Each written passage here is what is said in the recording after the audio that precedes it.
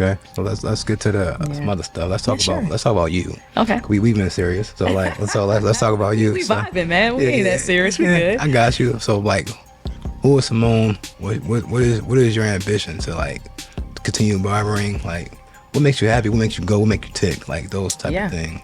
So Simone is a very passionate, loving, happy, and also just very big on family. Like, I'm really big on my self-care, my mental health, like I always said. I love to make sure that the people around me are okay, but I'm okay.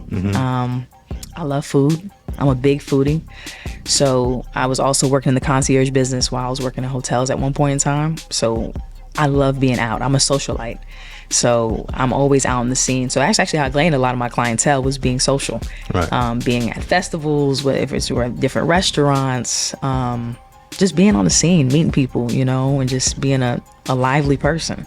So there's so many layers to me that people don't know, because I present myself as very professional, customer service driven, but I love to dance. I was about to say that. I can dance. And I always tell clients, if you see me out, don't judge me. Right. Because I'm probably lit and I'm shaking something, okay? Right. I do feel like as barbers or entrepreneurs, whoever's listening, I think it's important to make sure that your mind is sharp at all times. We don't have managers, we don't have directors that are going to evaluate us. So it's important that we continue to grow and evaluate ourselves. Right. And these books will put a mirror up to you like, man, like Atomic Habits is one book I read that was like, yo, I used to put that book down several times to come back to it, because I'm like, I got to step it up. Like it would be like you really not on top of your game. Yeah, I read a book about budgeting, because like me, that's real. Spending some money. Oh my God. I mean, I think all of us do that. Yeah. The money comes so fast, but the money can go quick too. So we do need to be mindful of how we spend our money. There's not enough workshops around that stuff when we go to these barber conferences. There's not enough on mental health. They're slowly stepping into it, but we need some really deep dive workshops around finances and mental health for real. It's taking a lot of us out. I mean, we see barbers on Instagram that are cutting and then they're in the hospital. It's like, what's going on? Right. Or people that got to shut down their business because they didn't manage their finances properly. So, yeah. So if that's me in a lump sum. I hope that's clear. And you like fashion, right? Oh yeah, I love to stay fly. I love sneakers. So Nike was my first job. Yeah. Okay. Yeah. So that was my very first job at Tanger Outlet. Yep. Oh no, pizza restaurant, then Nike, but the pizza restaurant wasn't long. So I always say my first real corporate job was Nike. Oh, you got a corporate job at Nike? Oh, not corporate, but I worked for an organization, because it was I Love New York Pizza, so it was like a little shop in like a plaza type joint. Gotcha. So Nike was like my very first real organization that I worked for. Taught me a lot about customer service. Taught me a lot about paying attention to detail. And I had my degree in graphic design, so I actually wanted to grow with Nike, but then I didn't stick with it, because as soon as they started doing inventory, I was like, I hate it. Yeah. I don't like doing inventory in a big store like that. Yeah. Constantly counting. It drove me nuts, and I was like, I'm out of that. I don't want to do that no more. So I left Nike. I went into hospitality. So I worked in a hotel, worked for the Clarion Hotel, which is like a smaller hotel like Comfort Suites. Then I went and worked for the Westin, and then I worked for the W. So I always just kept climbing up and up. And yeah, hospitality was great for me, because my family is just a big family of being of service. Okay. My mom worked for the Helmsley Hotel in New York, which is now the Westin Grand Central, which is funny because when I was my last few years of working at the W, they flew me out to do task force work, which means you have to go work at a hotel to help in a specific area that's lacking, like they don't have enough staffing. And they flew me out to work at the Westin Grand Central. My mom worked there in her 20s. My mom is 65 now. So it's just like a full circle moment to be able to go back to New York and work at the hotel she worked at.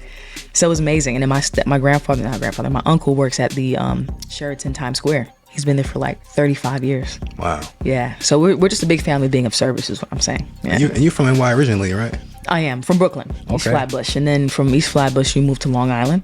And then from Long Island, we moved to Orlando, Florida. So I left New York when I was like 8. Like I was young. So I was a kid. But we still got mad family out there. What part of LA you lived in? Which where? What part of Long Island you stayed? We were in West Hempstead. Okay. Yep. Everybody from Flatbush, they don't never say Flatbush. They make sure they put East on it. Yeah, my mom was very specific on that when we lived there, like East Flatbush. Yeah, for sure. Yeah, I made a girl from East Flatbush a while back. I'm East Flatbush. No, East Flatbush. Yeah, you gotta be specific. My bad. You gotta be specific. My bad. Yeah, for sure. But yeah, I mean, that's my story too. I left when I was young too. I think I left when I was like 9 or 10. Yeah, you young. know what I'm saying? But I'm from upstate though, I'm from Buffalo. Yeah. So Okay. that's not what y'all say. Y'all from Canada, so whatever. Pretty much. So you know what I mean. So. But yeah, I love my New York background. Like I still have the New York in me, like the grind. You know, what I'm saying, the grit. But I also have a very big Southern hospitality, which has allowed me to get into a lot of rooms and grow really fast. So. Yeah. I don't know if I got Southern hospitality. I just like it's more so like just I don't know, like watch my mom grow up, watch people around me grow up, like watch people get treated bad made me like I ain't gonna treat people like the way I've seen people treat other people. You know what I mean? So I don't know if it's a hospitality thing or it's more so of like you're just a good person. You just want to treat people right. Yeah. You know what I'm saying? So like I have time where, we all got our time when you bite back, but it's like but sometimes I try to lead with respect and stuff like that. But once you cross some lines, that's the other side will come out. You know what I mean? Do you think barbering is a regional thing? You think people better at certain parts of the area map, or you think it just depends on the person? No, but I do feel like everywhere has a different type of style. I agree. Because I like how Philly barbers got that crazy C. Mm-hmm. My shout out to the homie. She's the barber. She taught me how to do beards. Mm-hmm. And man, the beard work on them in DC, like DMV area, is crazy too. Mm-hmm. Like technique, it's really interesting how every city has their own type of technique and style. I'm not sure what Atlanta got though. I'm trying to figure out what are we known for. Okay. What would you say we're known for in Atlanta? I mean, we're a mecca of hair. But I don't know on the haircut side. We got. And Atlanta is hard because no one's from here. No one's from here. That's very true. So it's a very mashed up situation, melting pot. So it's tough. Like there's no specific thing that I could say Atlanta has on haircuts, unfortunately. But when you think about Philly, you think about like these particular areas, like New York.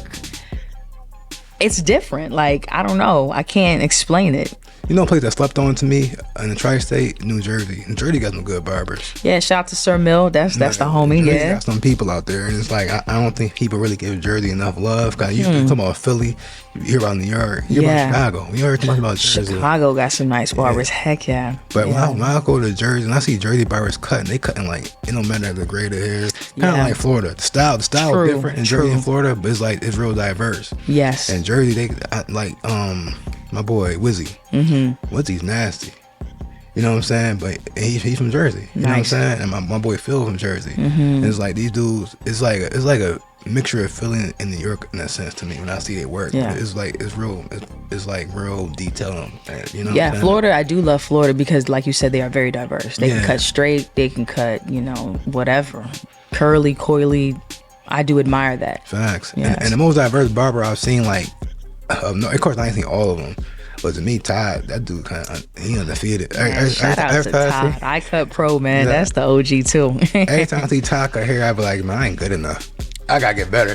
I'm a visual learner, so I did a full day with him, and I truly appreciated everything. I studied that. I don't necessarily, and even with you, remember I did a day of shadowing with you, and I've learned so much, and I've taken certain techniques from each and every one of you guys, and I've been able to apply it, which has made the culmination of who Barber Sense is because of great barbers like you guys that allow me to shadow you guys. So phenomenal barber. Todd is ill with it. Not just the cuts, but his conversation is nuts.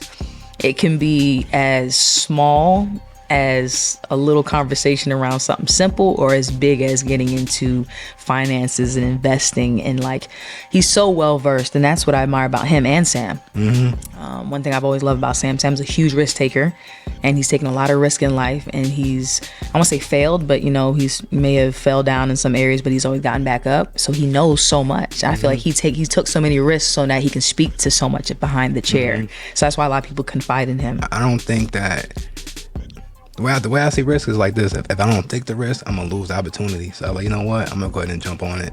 And however it goes is gonna go. You know what I'm saying? No risk, no reward, bro. Yeah. For real, you gotta go. And sometimes the reward is hitting the floor. For sure, because that's a lesson. You gain something. Yeah. If anything, your pride, your ego is hurt in the moment. But yeah, you always learn. And going back to what you said about conversations. Mm-hmm. So Mike, and all of them come from that same area. Like Todd, Mike, they from Long Island, and I think that similarities with both of them because Mike is really good too. You know what I'm saying? The dude taught me he's nice. So, and I learned how to speak to people by watching him converse with people. At first, I wasn't a people person. I'm kind of still not. You know what I'm saying? But like but he taught me like how to maneuver with people. You know what I'm saying? Because I wouldn't say too much of anything, and I'll be hothead. So certain things you couldn't say to me because they playing, I wasn't always playing. You know what I'm saying? So I had to learn how to be more personable and stop wearing my emotions on my arm. You know what I'm saying? Yeah. So when he taught me on the lab, like, all right, that's how I was able to build clientele and grow. Just about learning from that guy. He taught me a lot. Like basically how Sam was to you, that's who Mike was to me. So tell me, how do you manage when people are late? What's your standard? What's your policy on that? So I make my appointments enough time to where I put a cushion in there. You know what I'm saying? So like when people running late, I'm at Kennesaw. Most of my clients come from Atlanta, so some of them are gonna be late. Yep. You know, not only not out of pocket late, I most of the time work them in. Okay. Cause I communicate with the next person after. I'm like, yo, I'm running a little behind. You know what I'm saying? And sometimes if I'm running late, I give a sentence like, hey, yo, check it out, I'm behind here. I throw this in there for you real quick. You know what I'm saying? Cause I don't never blame it on the last person. Cause I can always say don't come, but I try to be reasonable because at the end of the day, they patronize my business and they want to come. You know what I mean? So I understand why people got policies in play, but I think in business you gotta understand like what's best for you when it comes to the business side of things. You know what I mean? So totally. Like, I get it. I'm not knocking people for having late fees, but this is how I look at it. Like if you go charge somebody extra for being 50 minutes late, you go take money off of it, and you really, you know. That's what I'm correct. I agree with that one. I asked that because that's like a constant battle on social media with people being late. So the way I handle that is like, if your appointment is an hour and you're like 15, 20 minutes late, I'm gonna do what I can with the time I have left. That's what I mean. So I'll be like, yo, I may not be able to do a hot towel. I may not be able to wash your hair today. But I always love washing the hair. We must wash their hair, and it should not be a separate price. But I will skip that, and I'll get done with what's priority to get them in and out on time. Because I honestly don't like contacting my next client to let them know I'm running late. So you answered the follow-up question was sanitation part. So I'm like, dude, that's to be part of your service. And don't upcharge for it. There's no upcharge. Now, if you are doing something, because we have this in common, if you're doing like a scalp relief shampoo, it's an additional service. It's to help with the health of your hair. It's different.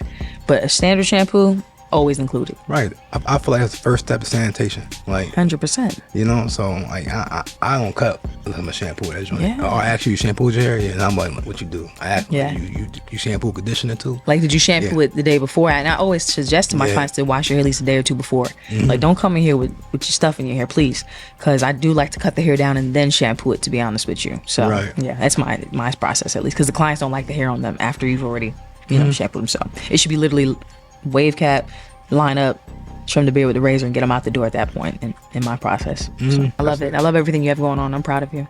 So with that, I do have a gift for you. Okay. I was raised not to come empty-handed. Okay. I don't come empty-handed when I come to people's homes or they shop. So that's for you. Open that up. Oh, okay. Yeah, go ahead. I want to make sure. I brought you something. So I got some champagne, you know what I'm saying? Champagne for the pain. Nice. And I blessed you with You said champagne for the pain? Champagne for the pain.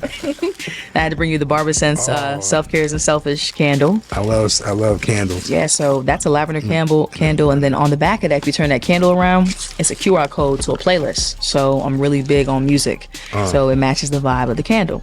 Nice. And I had to bring you, of course, the wooden pick. You know what I'm saying? Gentlemen, make sure you're using wooden picks, not metal. Oh, yeah. It's better for the beard, or plastic. It's definitely better for your beard. So congratulations on everything, on your success. I'm proud of you. Thank you. You're welcome. I'm proud of you, too. Thank you. When I first met you, I think that's when I was at Camp Cut Studio. Remember that? Yes, I do remember. And I had no idea you just started cutting hair, because that's how long ago that was. That's crazy. Because you said 2019. I'm like, hold up. That's when early. I was like, wow. I can't. I've been grinding my butt off. Yeah. So. And I wasn't going to come to that. Yeah. Lauren convinced me to come to that. It was divine, man. Yeah. It was divine that you were there. It was good conversations too. We need more of those things back too, though. I remember I said, my name ready to cut. You said, I see. I was like, what? Exactly. I see. I'm like, Randy cuts. That was crazy. Yeah, that was dope. Thank you. Always love. For sure. Always. Whenever you need me, I'm around. Likewise. Come do some studies. Just let me know. Yeah, workshops. We can do something. Yeah, whatever you want to do. Yeah. Just let me know. For sure. God bless. Thank you for having me. No doubt. Love. Sure. Cheers. Peace.